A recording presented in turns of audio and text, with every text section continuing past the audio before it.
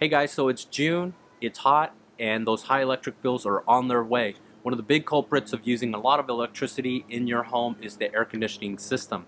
Today I wanted to talk to you and show you a few of the things that you can do yourself to make sure your system's running efficiently and using less power. Just remember that some of the things I'm going to show you you can do yourself, but it's not a replacement for an HVAC technician. Be sure to have one come out and take a look at your unit at least once a year to make sure your unit is running efficiently. So here are some of the tools that you're going to need: a water hose, a new air filter, a level, a thermometer, and optional you can have a coil cleaner that you can buy at your local hardware store. So starting with the outside unit, first thing that you want to make sure is that your unit is level. If not, be sure to put some support around it so that it is level. Next, and this is obvious, you want to make sure that there's no debris around the unit. Now what I mean by that is oftentimes people will have some bushes that are overgrown and they're pushing onto the unit, shrubs of some sort, leaves, etc. What ends up happening is these can block airflow, and we don't want that to affect the performance. Now next we're going to go ahead and clean the coils, and in order to do that you're going to want to shut off the system. Usually you can do that by turning off the breaker at the fuse panel or outside next to the unit.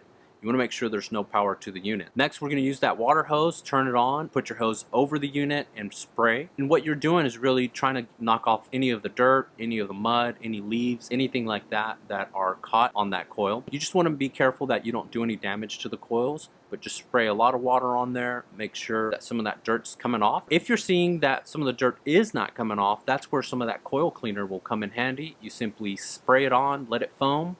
Some of it is you just spray and you can leave it, and others you'll have to spray, let it do its magic, and then rinse it off with the water hose. Either way, you want to make sure you have a clean coil. Also on the outside unit is check your refrigerant lines. Those are the lines that are going in and out of the home. You want to make sure that that insulation is still good. A lot of times I find that it's cracked and broken, so you can just tear it off. It's really inexpensive at your local hardware store. Put that back on, put some tape around it, and this will help keep that refrigerant line nice and cool. Next, we're going to move inside, and this one's actually pretty simple, and you know that your unit should have a nice clean air filter and pointed in the right direction when you install it. Next, make sure that your drain line in the unit is actually clear. So last, you want to just make sure you check your thermostat. You can use a thermometer to check the reading and the temperature setting to see if it's within a few degrees. If it's more than that, that's when you may consider replacing that thermostat. Remember, in the end, you really want to preserve the life of your air conditioning unit. You don't want it to work any harder than it has to, and keeping it running efficiently not only is going to preserve the life of that unit, which are really expensive, but at the same time they're going to be running more efficient and using less electricity, which hopefully that comes out to be a lower electricity bill.